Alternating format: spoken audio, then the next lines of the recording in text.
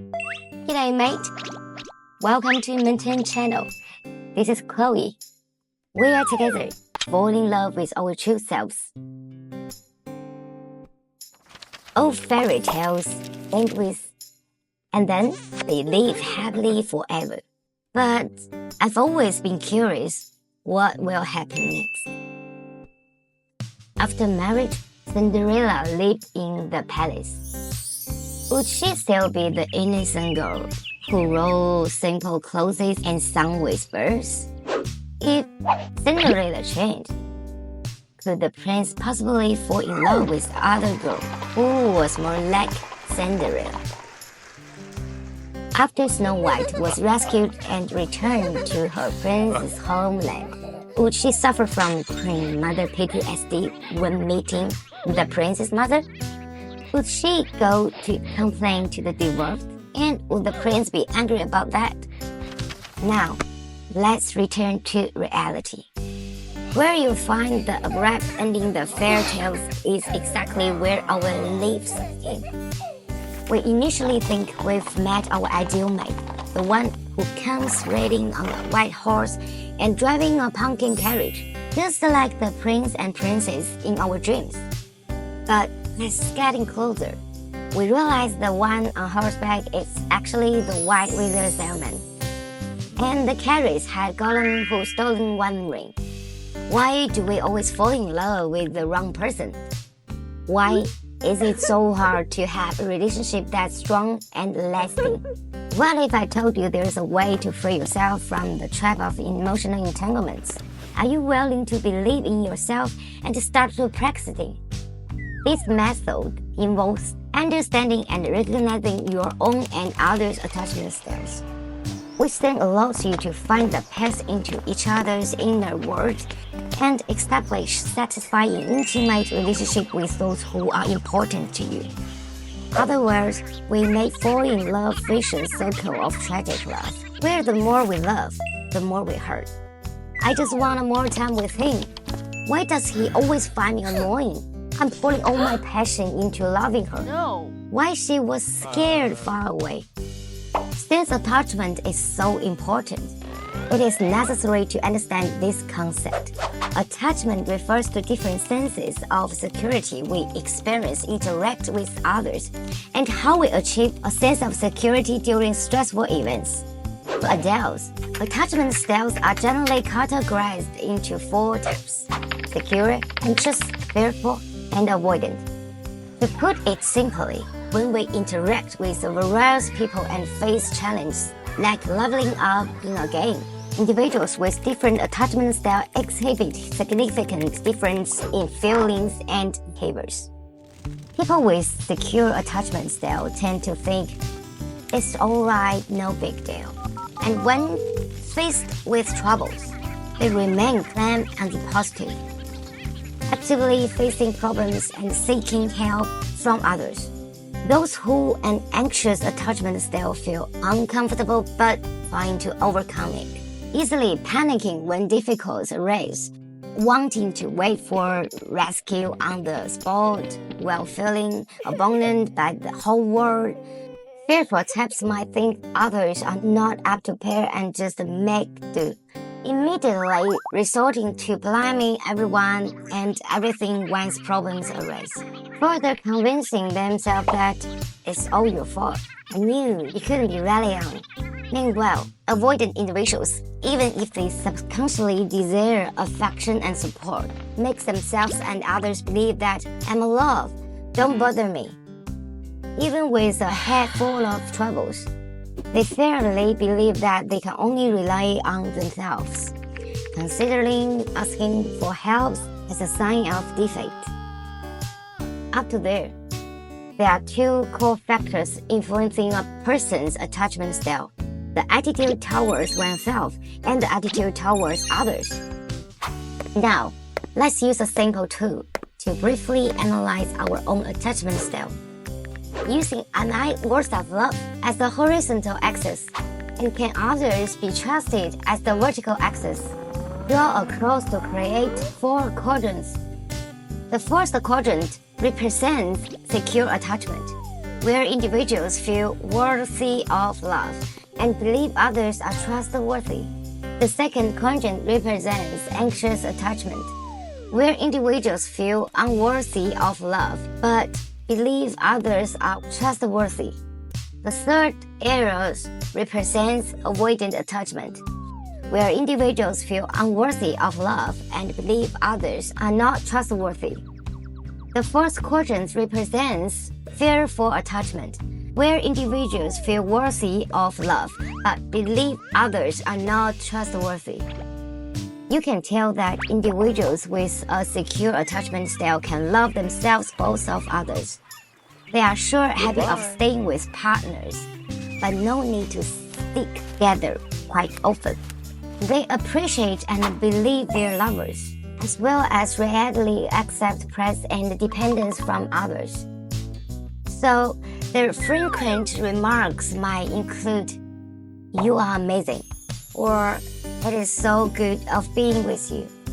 And you might hear them say, "Oh, that's wonderful to know I can make you feel at ease."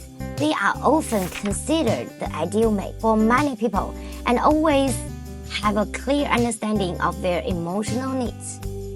So the secure attachment ones are less likely to fall in love with the wrong person.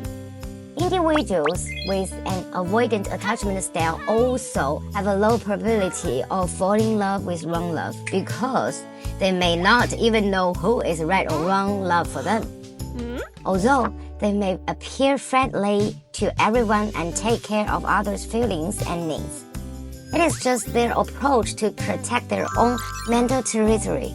They rarely make demands on their lover, seldom show vulnerability or pain in front of them, and do not believe that their partner can help them. They might even think, "If I were not so perfect, no one would love me." The error rate in loving is relatively high for those two types left, who are with anxious and fearful attachment styles. They have contradictory attitudes towards themselves and others, which is the point will lead to problems in intimate relationships. Initially, both the two types are anxious, but the former exhibits passive withdrawal, feeling "I'm not good enough to deserve a beautiful love," whereas the latter shows intense confrontation, thinking, "You are a jerk. My deep in loving was wasted on you." The similarity of two types is that both tend to rely on others, especially when in love, expecting their partner to accurately understand them and delve into their inner self. Driven by strong desires, they are always eager to establish intimate relationship with others. And trouble might start once they identify someone as potentially capable of taking care of and understanding them properly. But sooner or later, they will discover that the person occasionally cannot keep up with their pace, neglect them due to other matters. When they send a message to partners but receive no response for quite a long time, they feel restless, angry, even think that one don't love them enough. When they find their mate interact with other ladies or gentlemen, they may sound alarmed for defining my love in mind, or even consider that whether it be necessary to start counting down the end of this relationship. And they really care about all kinds of the anniversaries and look forward to celebrating them with their mates. Hope to receive expensive anniversary gifts, but they are not going to tell their mate anything, just watching them quietly to check if you can remember the 999 hours we met, whether I'm more important to you than a client. If their lovers miss or forget an anniversary, oh my goodness, it feels like the sky collapsed. Research has confirmed that an adult's attachment style is largely related to their early childhood experience, Those who with anxious or fearful attachment styles may have had to share the burden of their parents' difficulties from a young age. This is unfair to them, but as a children, they had no choice but to comply.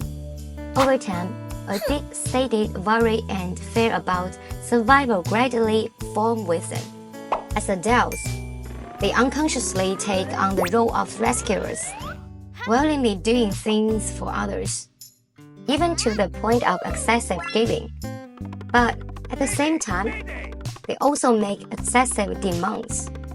When their own excessive needs are not met, they become extremely disappointed, feeling betrayed and abandoned. Eventually, they end of the painful relationship and start looking for next possible right person. Unfortunately, the next one may just be a repetition of the last, falling into a cycle of misguided love. Since most of the behaviors leading to misguided love are acquired, they can be improved through conscious practice, thereby breaking this cycle. Starting with seriously watching this video, we have already taken an important step towards change. China's Sun Tzu's Art of War tells us, only by truly understanding oneself can one truly accept and improve oneself, ultimately overcoming the problem. Of course, it's also beneficial to practice reading self-awareness records after this video, just like a diary or mood essay. In addition, participating in interest group, volunteering, owning pets, etc. are also good practices. These activities help shift our focus away from intimate relationships and partners, giving lovers more space to breathe freely. If possible, participating in drama activities can release anxiety and fear during the process. Playing different roles, experiencing familiar, friendly, and romantic relationships under different personas also helps improve real-life interactions. Isn't there a saying, fake it till you make it? This episode allows us to look into our real inner world more clearly and take better actions to love ourselves and others, providing insights into reconciling with oneself and the world. Everyone can press the stop button on their cycle of misguided love. The best approach is to accept the feelings and experiences where we still struggle with anxiety and fear. Understand them earlier, pay close attention, and care gently. Please believe that our efforts will eventually lead us to a place where we can smile contently and feel all is worthwhile. Subscribe my channel and like the bell for insight in new episodes to learn more about psychology. In future episodes, we will explore psychological manipulation in relationships and why it feels like the closest people hurt us the most. We'll also cover why finding Mrs. or Mr. Right can be so tough. Thanks for watching. Stay tuned. See ya.